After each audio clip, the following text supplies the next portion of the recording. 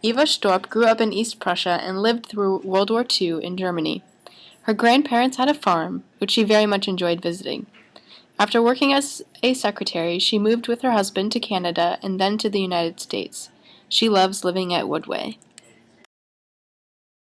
Mary Ray moved as a child, living in Pullman, Washington, and Oregon.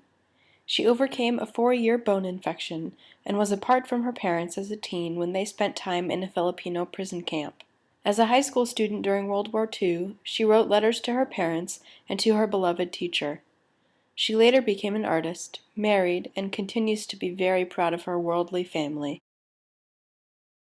James grew up on a farm and after World War II became a teacher. He also raised a family and worked as a shipbuilder. He feels very satisfied with his life and career. He believes that young people should know what their parents do for a living, otherwise history will be lost.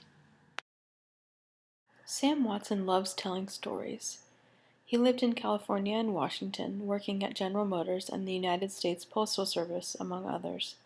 He very much enjoyed listening to sports games on the radio. Nowadays, he always has a memory and a chuckle to share. Sue Moulton grew up in Ida, Oklahoma, and lived through the Great Depression.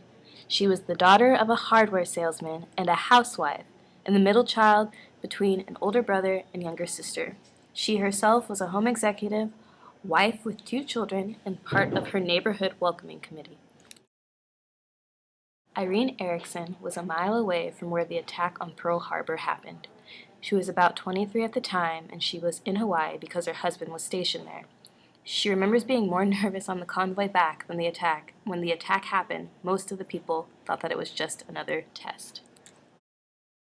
Gloria Johnson grew up on a farm in Kansas during the Great Depression. She lived with her dad and grandpa. She helped feed the homeless. She says history is important. We don't have anything if we don't have history.